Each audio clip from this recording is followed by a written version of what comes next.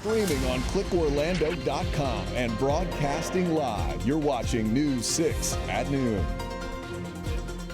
Now at noon, hitting the road to celebrate America 250. Coming up, the effort to keep everyone safe as travel is set to be another record year. But first, you have one building that is dedicated to quote-unquote saving souls, and the other building that was dedicated to destroying souls.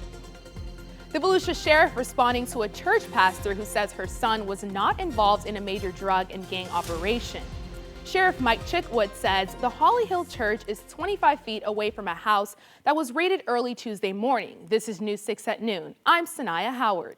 The house is owned by the pastor and her son lives there. The sheriff says the son is one of 24 people arrested by investigators. Your Volusia County community correspondent Molly Reed joins us live from the sheriff's office. Molly?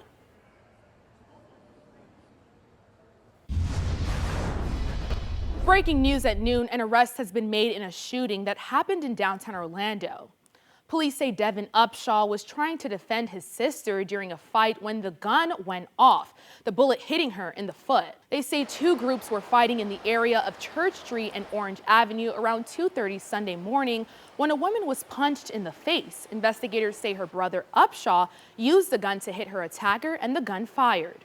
Upshaw is facing several charges, including aggravated assault and negligence. Police say Upshaw's actions created a significant disturbance in downtown Orlando and endangered the safety of those in the area. Also breaking at noon, one person is in custody after Fruitland Park police responded to a shots fired call along Smith Street just before 4 this morning. The police chief says when officers arrived, the suspect was barricaded inside the house with 6 other people. We're talking about one of the scariest scenes a police officer can respond to. When you have an active scene where somebody has already fired rounds inside a dwelling and you have 5 or 6 other people inside the house. The police chief says everyone got out safely. The shooting started as an argument. Police have not yet released the identity of the suspect. Also breaking, a deadly hit-and-run arrest. This was the scene at 11 last night along West Lake Mary Boulevard at Wheelhouse Lane near the Winn-Dixie. Lake Mary police say one driver died and the other driver was found less than a mile away. They arrested Ovante Redding on charges of DUI manslaughter, leaving the scene of a crash and vehicular homicide. In less than 2 hours, this man is set to face a judge. He's accused of hitting a fire truck, then leading deputies and troopers on a chase both on the roads and on foot. The fire truck was working a separate crash in Volusia County at the time. Body camera video shows how everything unfolded. As News 6's Stephanie Rodriguez reports, deputies say the driver put others at risk.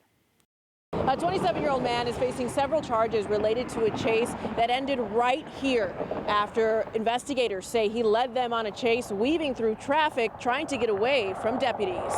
On Tuesday afternoon, the Volusia County Sheriff's Office was responding to this single vehicle car crash. You can see the car rolled over right off International Speedway, and first responders were working to flip it over.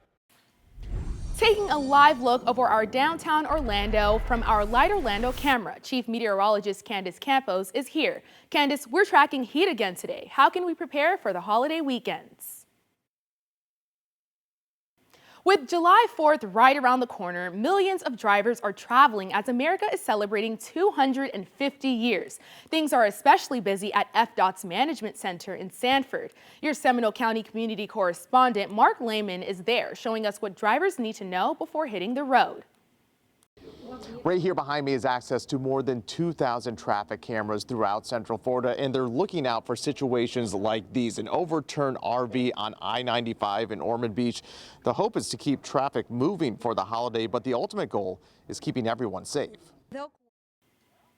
One of Central Florida's largest Independence Day celebrations is just days away.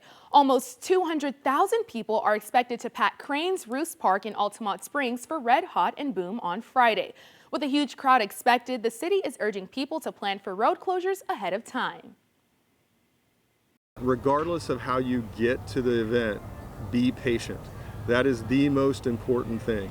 The event officially starts at 5 p.m. Friday, but anyone going is encouraged to arrive much earlier. We have all the details on clickorlando.com. We now know the name of the woman killed in an alligator attack, 31-year-old Brittany Clark. She died on Sunday after being bitten while swimming in the Econ River in Seminole County.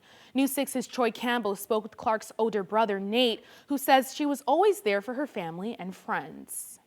What would you like the public to know specifically about your sister?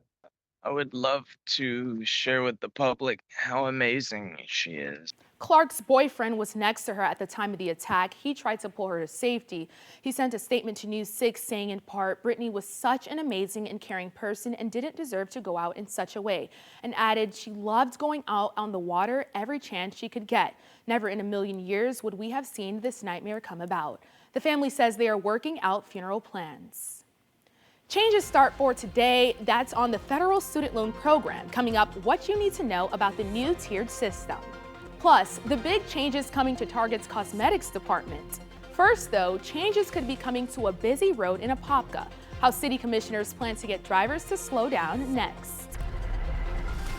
Taking a live look at our Mount Dora Cam. You're watching News 6 at noon. We'll be right back.